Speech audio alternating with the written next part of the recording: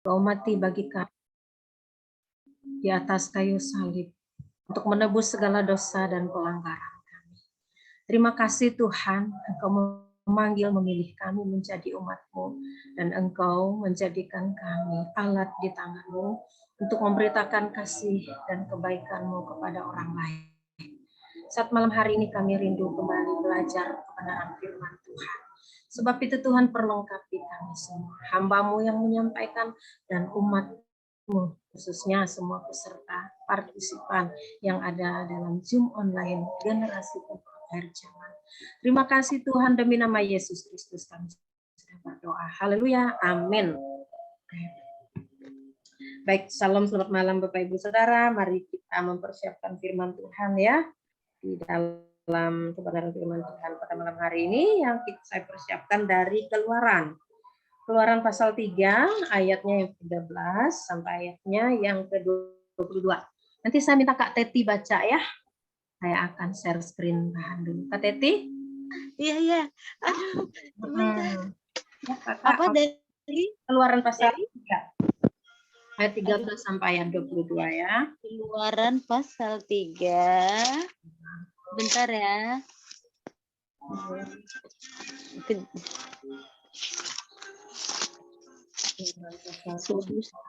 Keluaran pasal 3 ayatnya yang ke 13 sampai 22. 13 sampai 22. Oke, kita kompir dulu Bang Andre, apakah share screen-nya sudah kelihatan? Sudah Bu. Oke, ya. Silakan Kak Teti.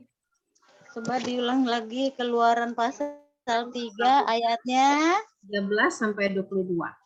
Oke. Demikian firman Tuhan dalam kitab Keluaran 3 ayatnya yang ke-11 sampai yang ke-22. Tetapi Musa berkata kepada Allah, "Siapakah aku ini? Maka aku yang akan menghadap Firaun dan membawa orang Israel keluar dari Mesir." Lalu firman-Nya, "Bukankah aku akan menyertai engkau? Inilah tanda bagimu bahwa aku yang mengutus engkau. Apabila engkau telah membawa bangsa itu keluar dari Mesir, maka kamu akan beribadah kepada Allah di gunung ini." Lalu Musa berkata kepada Allah, "Tetapi apabila aku mendapatkan orang Israel dan berkata kepada mereka, Allah nenek moyangmu telah mengutus aku kepadamu, dan mereka bertanya kepadaku, bagaimana tentang namanya? Apakah yang harus kujawab kepada mereka?" Firman Allah kepada Musa, "Aku adalah aku." Lagi firman-Nya, "Beginilah kau katakan kepada orang Israel itu, Akulah aku telah mengutus aku kepadamu." Selanjutnya berfirmanlah Allah kepada Musa, "Beginilah kau katakan kepada orang Israel, Tuhan Allah nenek moyangmu, Allah Abraham, Allah Ishak dan Allah Yakub telah mengutus aku kepadamu. Itulah namaku untuk selama-lamanya, dan itulah sebutanku turun-temurun. Pergilah, kumpulkanlah para tua-tua Israel, dan katakanlah kepada mereka, Tuhan Allah nenek moyangmu, Allah Abraham, Ishak dan Yakub telah menampakkan diri kepadaku serta berfirman, aku sudah mengindahkan kamu juga apa yang dilakukan kepadamu di Mesir. Jadi aku telah berfirman, aku akan menuntun kamu keluar dari kesengsaraan di Mesir menuju ke negeri orang Kanaan, orang Het, orang Amori, orang Feris, orang Hewi, dan orang Yebus, ke suatu negeri yang berlimpah-limpah susu dan madunya. Dan bila mana mereka mendengarkan perkataanmu, maka engkau harus beserta para tua-tua Israel pergi kepada Raja Mesir, dan kamu harus berkata kepadanya, Tuhan Allah orang Ibrani telah menemui kami, oleh sebab itu izinkanlah kiranya kami pergi ke padang gurun 3 hari perjalanan jauhnya untuk mempersembahkan korban kepada Tuhan Allah kami. Tetapi aku tahu bahwa Raja Mesir tidak akan membiarkan kamu pergi kecuali dipaksa oleh tangan yang kuat. Tetapi aku akan mengacungkan tanganku dan memukul Mesir dengan segala perbuatan yang ajaib yang akan kulakukan di tengah-tengahnya. Sesudah itu ia akan membiarkan kamu pergi. Dan aku akan membuat orang Mesir bermurah hati terhadap bangsa ini, sehingga apabila kamu pergi, kamu tidak pergi dengan tangan hampa. Tetapi tiap-tiap perempuan harus meminta dari tetangganya dan dari perempuan yang tinggal di rumahnya barang-barang perak dan emas dan kain-kain yang akan kamu kenakan kepada anak-anakmu lelaki dan perempuan. Demikianlah kamu akan merampasi orang Mesir itu. Demikian pembacaan firman Tuhan. Amin. Terima kasih. Terima kasih, Kak. Ya, Bapak Ibu Saudara, puji Tuhan, malam hari ini kita kembali belajar kebenaran firman Tuhan. Saya rindu mengajak kita belajar tentang kata teologi ya, walaupun pernah saya sampaikan, tetapi saya rindu karena nanti ke depannya jika Tuhan berkenan kita akan terus belajar tentang hal-hal yang berhubungan dengan teologi ya. Dan saya pun berharap nantinya bisa berkontribusi khususnya di GEPAS dan juga untuk ibadah pagi hari karena rencana ke depan ibadah pagi hari akan lebih dimajukan ya sehingga tidak tabrakan dengan jam pelayanan ataupun jam ibadah ya. Dan Bapak Ibu Saudara, teologi pengenalan akan Allah ya. Ayat yang sudah kita baca bersama-sama sesungguhnya kalau kita bisa pikirkan dan kita bisa simak bersama-sama itu mencakup beberapa hal yang berkaitan dengan teologi ya.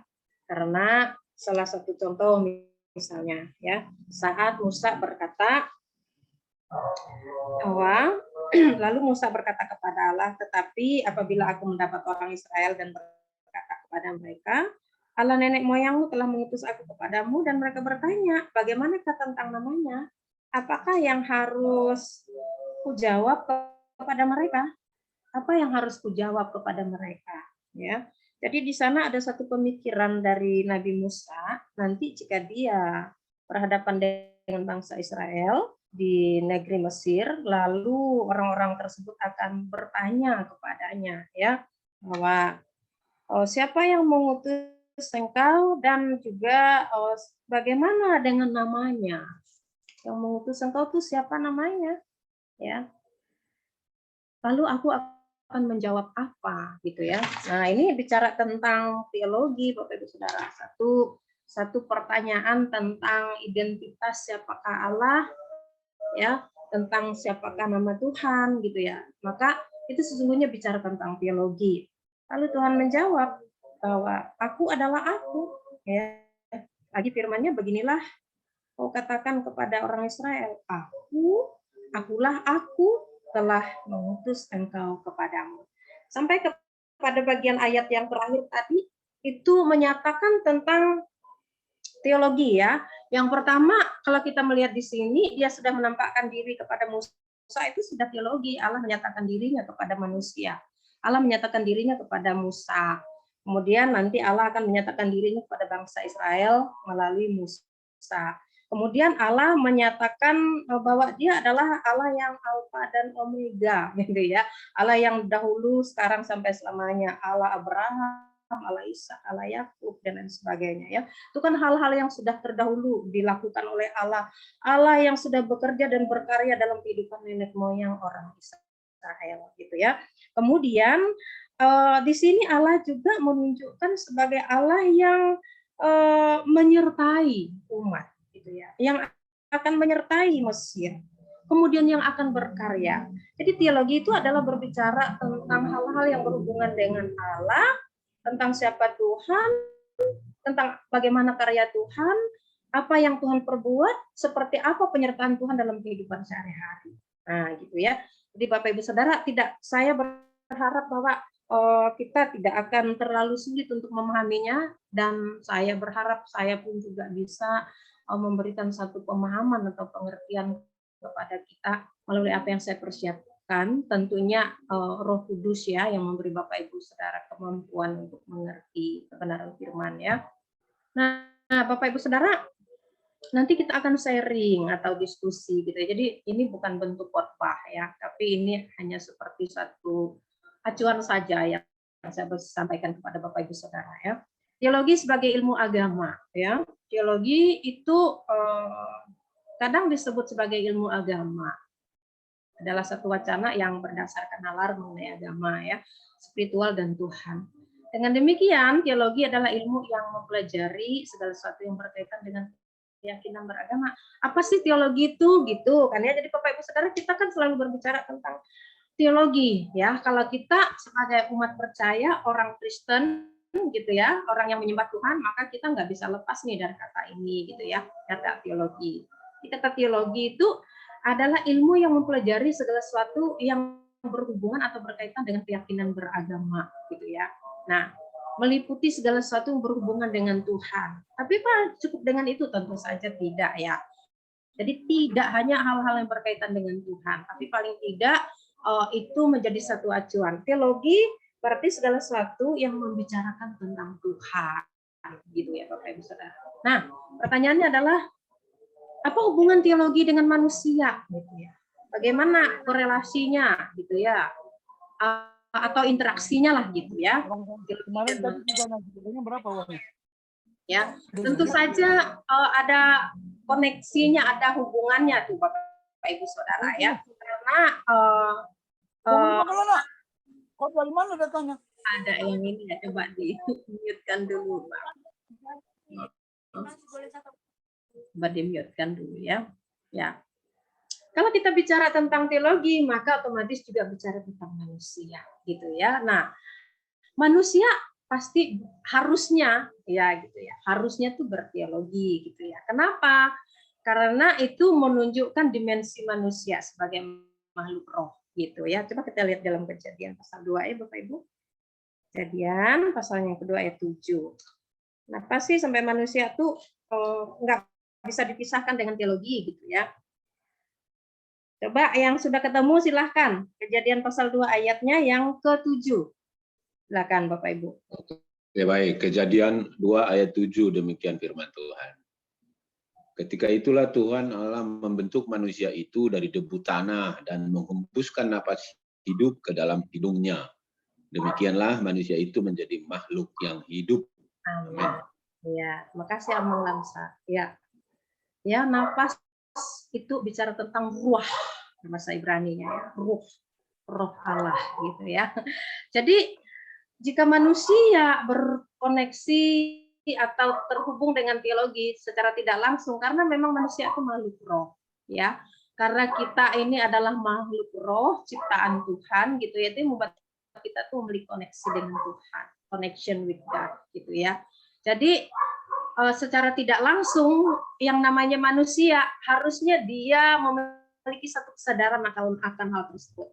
Nah, kalau saya boleh katakan bahwa kesadaran tingkat kesadaran tertinggi dalam diri manusia itu adalah menyadari bahwa ada sesuatu hal di atas dirinya, ya, bahwa ada satu nih yang lebih daripada saya, ada satu pribadi ini yang hebat, ada satu pribadi yang berkuasa gitu kan ya, itu satu kesadaran dalam diri manusia. Nah, pada saat manusia berteologi, memikirkan, mencari tahu tentang Allah, sadar akan satu pribadi yang lebih tinggi daripada dirinya, makhluk yang lebih hebat dari dirinya, itu sekaligus sebagai legitimasi atau satu pengakuan bahwa manusia itu terbatas. Gitu. Benar nggak Bapak Ibu ya? Jadi kalau kita tuh memikirkan sesuatu yang ada satu pribadi yang lebih hebat, lebih tinggi, lebih besar gitu kan ya daripada saya, itu secara tidak langsung kita tuh juga mengakui saya terbatas gitu kan ya. Saya tidak seperti pribadi yang saya pikirkan itu. Saya punya kekurangan, saya punya kelemahan gitu. Ya, menarik ya Bapak Ibu Saudara, saat manusia berpikir tentang teologi, menunjukkan dia adalah makhluk roh. Harusnya sih begitu, gitu kan ya. Harusnya yang namanya manusia pun memiliki kesadaran akan pribadi yang lebih hebat daripada dirinya, sekaligus satu pengakuan bahwa dia bukanlah siapa-siapa. Dia hanyalah segelintir daripada Tuhan. Begitu kecil, gitu ya.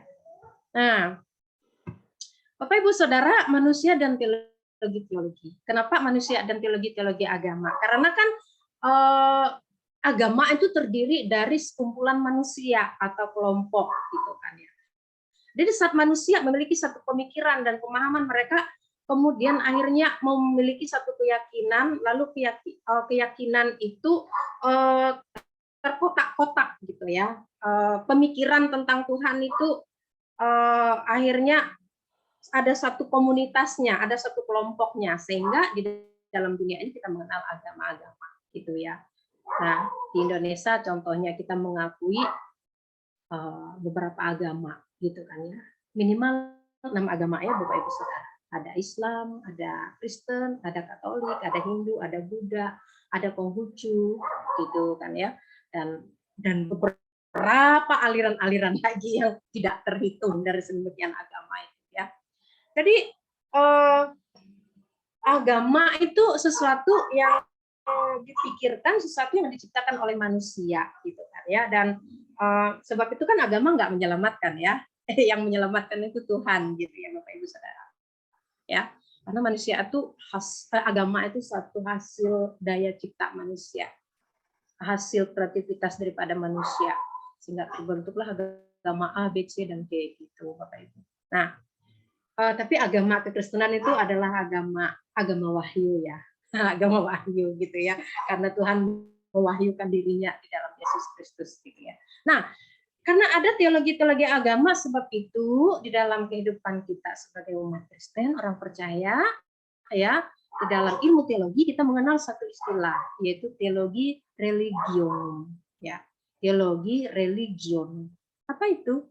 Ya, teologi religionum merupakan cabang ilmu teologi itu kan banyak sekali Bapak Ibu Saudara. Nah, ini salah satunya gitu kan ya, yang membahas bagaimana respon teologi Kristen ya terhadap fakta pluralisme agama di luar agama Kristen ya. Kenapa teologi agama? Karena kan agama-agama masing-masing punya teologi. Sebab itu disebut pluralisme, plural, jamak, banyak gitu ya.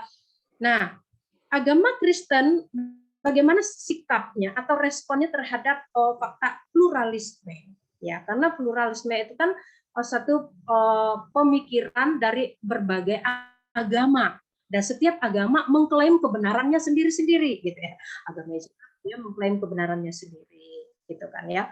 Di dalam Islam bahwa tiada Tuhan selain Allah misalnya gitu kan ya.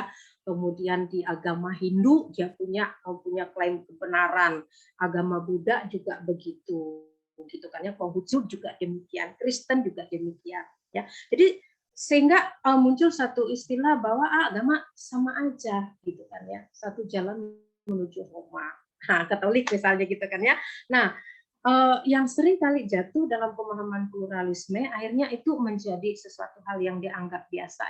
Itu sorry kalau ada yang latar belakang Katolik mungkin ya, tetapi saya mungkin sedikit agak arah ke sana. Katolik itu begitu gampang berbaur dan mudah berbaur dengan agama-agama lain. Kenapa? Karena Katolik ya melihat agama-agama itu sama dengan dirinya gitu kan ya. Dalam agama yang lain juga ada kebenaran, dalam agama yang lain kita sebagai agama Kristen gitu ya, kita mengklaim bahwa kebenaran itu hanya satu di dalam Yesus Kristus gitu Bapak Ibu Saudara. Sehingga saat ada pemikiran-pemikiran teologi agama-agama, hal-hal yang berkaitan dengan pluralisme, bagaimana sikap kita? Apakah kita sependapat dengan agama-agama lain bahwa di dalam agamanya ada kebenaran? Nah, gitu ya, dia bisa menyelamatkan gitu. Nah, itu tugasnya teologi religionum Bapak Ibu Saudara. Ya, kita harus bisa memilah gitu ya. Oke. Nah, kenapa ada teologi-teologi dalam agama? Kembali lagi karena faktor manusia tadi ya, pengen tahu gitu ya. Mengenal pribadi yang lebih tinggi, ya kita sebut sajalah Allah gitu ya. Kita sebut Tuhan atau dewa lah mungkin kalau agama Konghucu atau agama-agama yang lain gitu kan ya. Nah, semua agama memiliki teologinya tentang Tuhan, pemikiran atau konsepnya lah gitu ya, konsepnya tentang Tuhan gitu ya. Tuhan itu seperti apa sih menurut agama A, B, C, dan D gitu ya. Begitu juga tentang manusia, tentang alam semesta, dosa, dunia, dan akhir zaman. Kita agama Kristen, kita punya konsep tentang Tuhan. Tuhan kita Allah Tritunggal. Allah Tritunggal terbagi-bagi lagi Allah Bapa, Allah Anak, Allah Roh Kudus gitu kan. Ya, Allah Anak itu siapa? Yesus Kristus. Kita memahami Allah yang sejati itu ada di dalam Yesus Kristus. Karena wahyu umum tidak cukup gitu kan ya. Penyataan Tuhan secara umum itu nggak cukup dengan alam semesta gitu kan ya. Tapi Allah harus mewahyukan diri secara khusus di dalam pribadi Yesus Kristus. Kalau mau kenal Allah yang sejati menurut teologi Kristen, maka dia harus percaya Yesus Kristus sebagai Tuhan dan Juru Selamat. Nah, itu dia baru Allah yang benar. Gitu kan, kalau dalam konsep kita sebagai orang Kristen.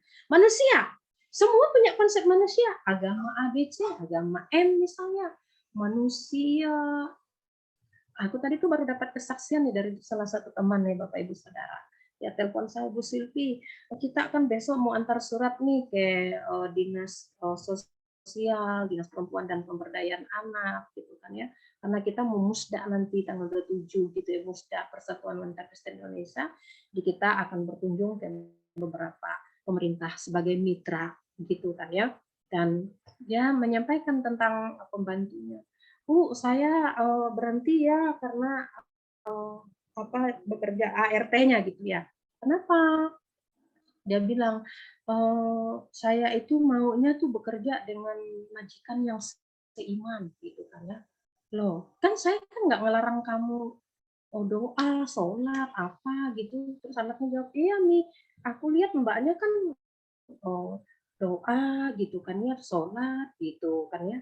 Terus dia bilang lagi gini Bu, katanya, kalau dalam pemikiran dan iman kami tuh, kalau kami tuh doa di rumah orang yang bukan M gitu ya, pokoknya berdoa di rumah orang yang non M, non Muslim, doanya nggak didengar. Aduh Bu, saya panas hati, gitu kan ya. Jadi Ibu Saudara, waduh, bikin kesal itu, mangkel gitu. Baru 10 hari kerja macam-macam gitu alasannya. Jadi, nah itu pemikiran loh. Jadi doa itu rupanya kalau menurut agama saudara kita gitu kan ya, bergantung dengan tempat juga. Kalau dia doa di rumah yang tidak seiman dengan dia, doanya nggak didengar. Wah, celaka gitu. Nah, kalau kita kan enggak lah, dimanapun kita berdoa, kita yakin Tuhan dengarkan. Amin. Amin, betul Bapak Ibu. Ya, jadi Bapak Ibu dengar saya nggak ya? Bapak Ibu dengar saya? Jangan sampai saya ngomong sendiri nih. Dengar Bu, dengar. Dengar, jelas. Dengaran Bu, dengar. Ya, lanjut. Karena saya gambarnya nggak kelihatan, jadi saya nggak lihat nih Bapak Ibu Saudara gitu kan ya. Jangan sampai saya ngomong sendiri gitu kan ya. Ya, jadi nah begitu pemahaman tentang doa gitu kan ya. Kemudian agama juga memiliki pemahaman tentang alam semesta, tentang dunia, dosa dan akhir zaman. Banyaklah Bapak Ibu Saudara ya. Oke. Nah, teologi atau konsep Tuhan menurut kaum atau golongan atau paham lah ya, atau yang disebut dengan isme itu ada banyak ya. Contoh dari pendapat George Ernst Knight dalam bukunya Filsafat dan Pendidikan. Dia mengangkat beberapa aliran gitu ya, beberapa paham ya. Ateis ya. Ateis kita udah tahu lah ya, mengklaim bahwa Tuhan itu tidak ada gitu. Tapi ada yang disebut dengan kaum panteisme ya, panteis. Menyatakan bahwa Tuhan dan alam itu identik itu hampir sama. Segalanya adalah Tuhan dan Tuhan adalah segalanya. Bingung. Segalanya kalau Tuhan semua, berarti kalau lihat pohon besar takut, kalau lihat batu besar takut, gitu kan ya. Apa benar begitu? Ya enggak lah, gitu kan ya. Dan kita punya konsep sendiri, gitu kan ya. Nah, kaum deisme memandang bahwa Tuhan sebagai pencipta hukum alam dan hukum moral. Tetapi menyatakan bahwa Tuhan itu terpisah dan tidak tertarik pada umat manusia. Wah, ini celaka juga gitu kan ya. Jadi mengakui bahwa Tuhan itu pencipta segala sesuatu atau pencipta alam, hukum alam dan hukum moral. Namun Tuhan nggak tertarik nih dengan umat manusia. Nggak sesuai dong dengan konsep kita, gitu kan ya, konsep kita sebagai orang percaya atau kekristenan. Konsep kita Tuhan itu adalah Tuhan yang transenden, artinya Tuhan yang maha besar, yang maha agung, mulia, tapi Tuhan juga yang imanen. Artinya Tuhan yang tinggal nih bersama dengan kita. Saking pedulinya sampai dia tuh menjadi manusia di dalam Yesus Kristus. Jadi bukan seperti pandangan deisme gitu ya. Ya Tuhan menciptakan ya alam, hukum alam dan hukum moral dan segala hal. Namun ada keterpisahan antara Tuhan dan manusia dan Tuhan nggak tertarik nih dengan manusia dan alam secara fisik. Ini hanya sebagian kecil dari beberapa paham ya Bapak Ibu Saudara. Nah, paham ini sebenarnya karena ada lahir dari dua aliran besar gitu. Karena kita bicara teologi ini sekali lagi ya, teologi tadi kita bicara tentang kata teologi ya. Ya, jadi kita bahas sedikit tentang hal-hal ini ya. Dua aliran besar, ya aliran yang mempertanyakan ada berapa banyak Tuhan. Karena tadi kan ada konsep teisme, ateisme, deisme gitu kan ya. Terus ada konsep, ada aliran monoteis dan politeis gitu. Yang pertama itu monoteis yang mempertanyakan berapa banyak Tuhan. Manusia percaya bahwa Tuhan yang Maha Esa adalah pencipta alam semesta beserta isi. Nah, monoteis ini mempercayai bahwa Tuhan itu satu, tunggal, gitu ya Bapak Ibu. Percaya bahwa Tuhan adalah satu, tunggal yang berkuasa penuh atas segala sesuatu. Baik ya kedengarannya ya monoteis ya. Dan kita pun juga termasuk agama yang monoteis, yang percaya bahwa Tuhan itu esa adanya, tapi ada dalam pribadi Allah Tritunggal, begitu ya. Nah, ada beberapa agama paling tidak nih yang aliran monoteisnya, Yahudi, Yudaisme ya, Islam, Kristen, gitu ya. Agama monoteis itu Bapak Ibu, mempercayai bahwa Allah itu tunggal, satu adanya, ya. Kemudian aliran yang kedua adalah aliran politeis. Nah, saya sedikit kembali ke aliran monoteis itulah sebenarnya bagian dari panteisme, deisme, dan ada beberapa aliran sebutan yang lain lagi tuh ya. Itu merupakan anak atau aliran dari monoteis. Nah, yang kedua adalah yang mempertanyakan jumlahnya Tuhan itu aliran politeisme, ya, politeis, ya. Menganggap bahwa Tuhan tuh harus jamak lebih daripada satu. Nah, itu dia. Ini seperti apa ya? Nah, Bapak Ibu Saudara, seorang yang bernama Stephen Langdon dari Oxford pada tahun 1931 dalam artikelnya, dalam tulisannya, menyatakan bahwa sejarah peradaban tertua manusia adalah kemerosotan pesat dari monoteis menuju politeisme, ekstrim dan keyakinan pada roh jahat. Ya, ini selanjutnya adalah sejarah kejatuhan manusia. Itu sejatinya sejarah kejatuhan manusia, dia katakan ya. Monoteis awal, prasasti dan peninggalan sastra bangsa-bangsa Semit tertua mengidentifikasikan monoteis primitif dan asal-usul patung agama Hebreu atau Ibrani Israel ya, dan agama-agama Semit ya. Jadi rupanya nih Bapak Ibu Saudara, agama pada awalnya sebenarnya itu bangsa Semit ataupun orang-orang Israel sekalipun sebenarnya itu meyakini bahwa Tuhan itu monoteis. Gitu. Tuhan itu satu, tunggal. Tapi dalam perkembangan peradaban, gitu kan ya, terjadi sesuatu pemikiran yang baru. Nah, yang terjadi. Nah, sebab itu disebut dengan agama Sumeria dalam perkembangannya terakhir sebelum bangsa ini lenyap sebagai sebuah entitas atau ditelan oleh bangsa Babilonia yang muncul kemudian tampaknya memiliki sekitar 5.000 dewa, gitu ya.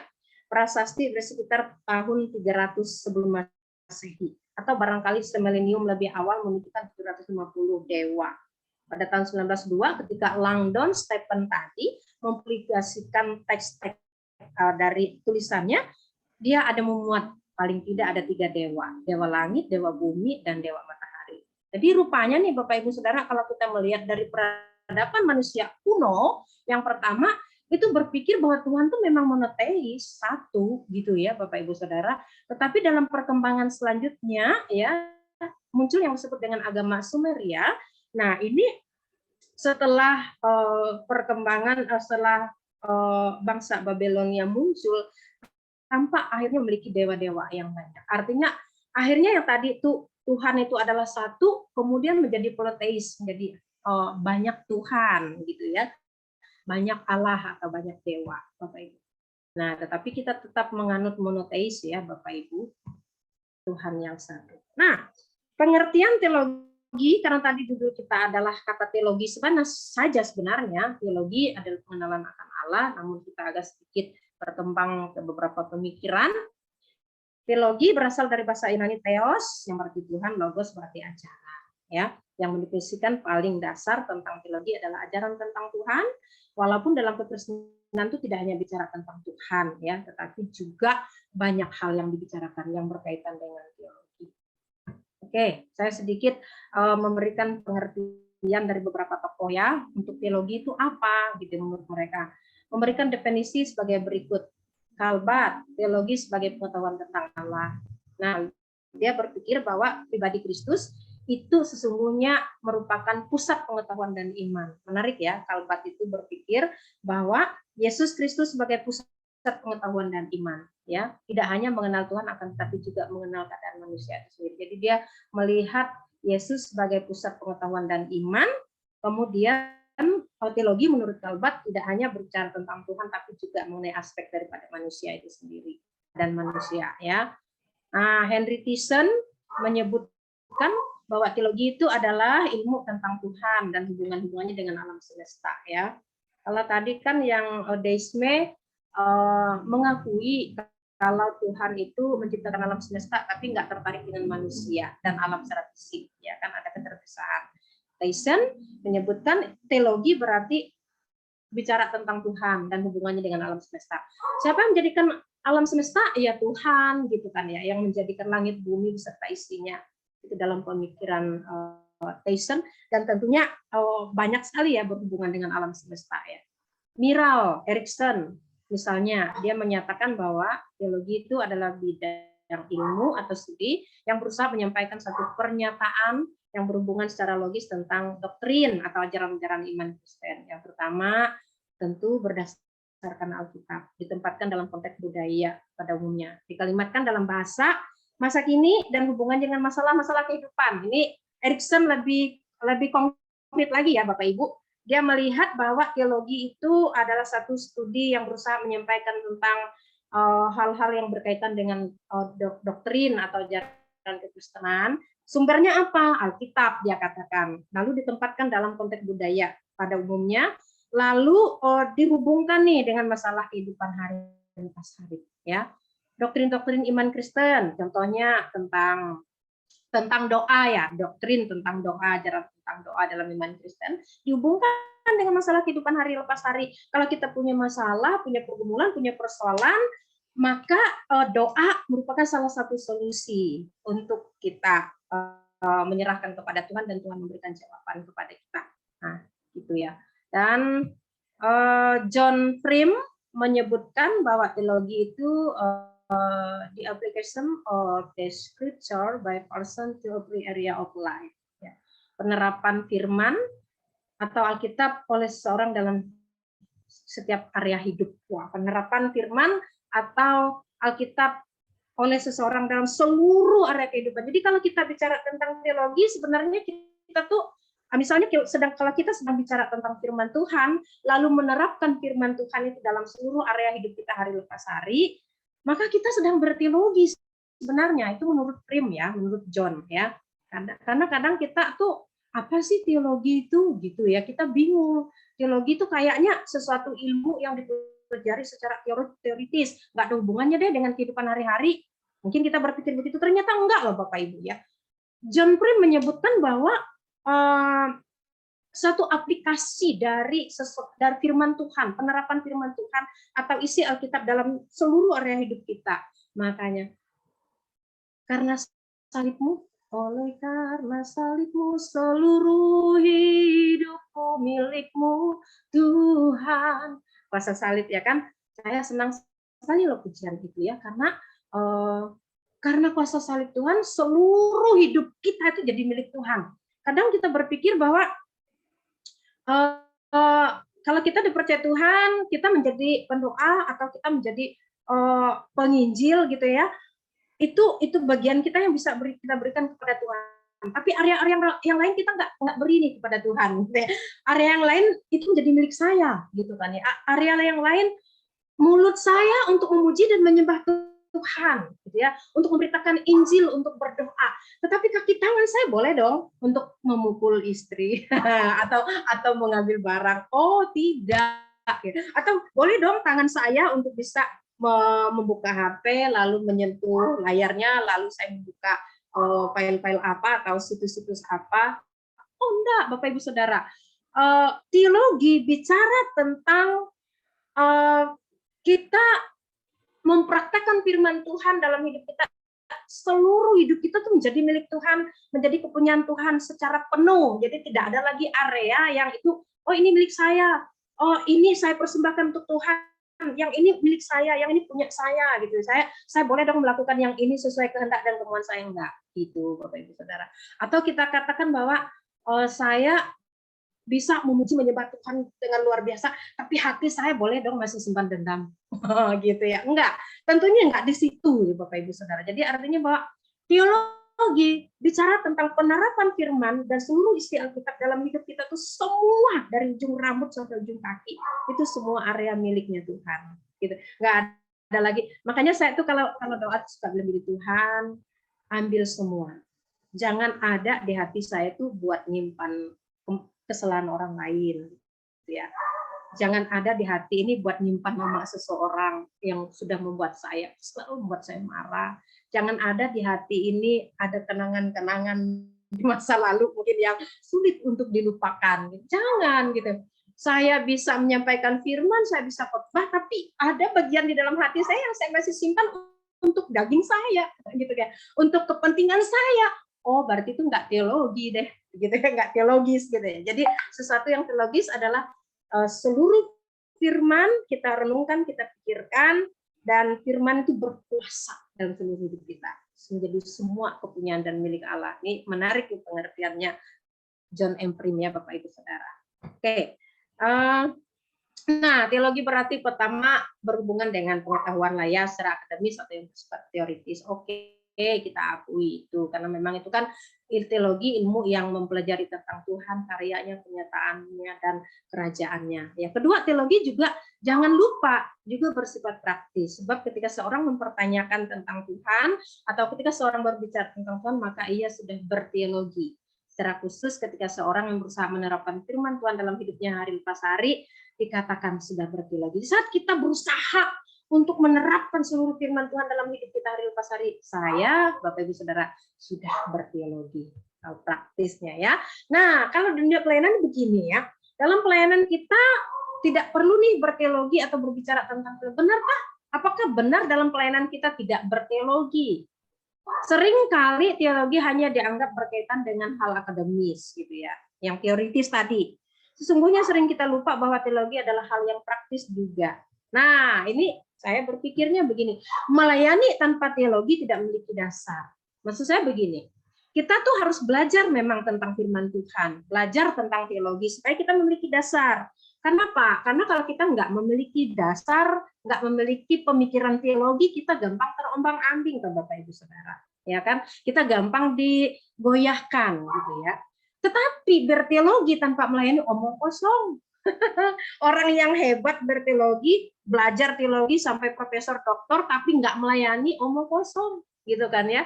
Jadi pengetahuan untuk diri sendiri, banyak orang yang tahu tentang Tuhan, tentang hal-hal yang berhubungan dengan Tuhan, tapi nggak melayani omong kosong. Nah, Stephen Tong pernah berkata, sekarang ini banyak penginjil yang melalaikan teologi dan sebaliknya banyak teolog yang tidak mengabarkan Injil. Dua-duanya ini apa ya? Harus kita perhatikan. Jadi artinya sebagai anak Tuhan, sebagai penginjil, sebagai penuai, ya kita nih harus memang belajar tentang teologi, ajaran-ajaran tentang hal-hal yang berkaitan dengan kebenaran firman Tuhan, ya, hal-hal yang berhubungan dengan Allah. Tapi sebaliknya, bagi kita yang sudah belajar firman Tuhan, belajar teologi, tidak mengabarkan Injil, kita juga harus memberitakan Injil. Itu kerjaan kita kan. Ahok tuh pernah berkata begini, orang sudah bodoh tidak mau belajar, tapi pintar tidak mau mengajar. gitu ya. Saya pernah dengar dia ngomong gitu. Orang bodoh adalah orang yang sudah bodoh namun tidak mau belajar. Tetapi juga orang yang mengaku diri pintar, bisa, namun tidak mau mengajar. Ya, kena tempeleng deh gitu ya. Ya, jadi oke, Bapak Ibu Saudara, teologi bicara mengenai ilmu tentang Allah, kenyataan Allah, kehendak Allah, kerajaan Allah. Nah, generasi penuh zaman itu bicara tentang kerajaan Allah ya. Kerajaan Allah, penuai, ya, penginjilan. Nah, teologi seharusnya membuat kita tuh semakin rendah hati, mengasihi Tuhan, mentaatinya, takut kepada Dia, dan membuat perangian bertumbuh. Dan semakin membuat kita dewasa. Nah, Bapak Ibu Saudara, ini sharing saya yang saya bisa sampaikan kepada Bapak Ibu Saudara. Silakan Bapak Ibu Saudara untuk menambahkan ataupun untuk menyampaikan sesuatu dalam konteks yang kita bicarakan ya, Bapak Ibu Saudara, ataupun ada hal-hal yang ingin dijelaskan. Tentu saja ada banyak teolog di sini, Bapak Ibu Saudara, Bapak Ibu Pendeta yang bisa membantu saya juga untuk bisa memberikan jawaban-jawaban kepada Bapak Ibu Saudara. Silahkan, saya keluarkan ya. Shalom, selamat malam Ibu. Malam. Luar biasa, Ibu dokter ini ya. Tuhan. Ya. Belajar Pak, masih belajar. Ya Ibu, saya memberikan kesaksian sedikit dulu. Ya.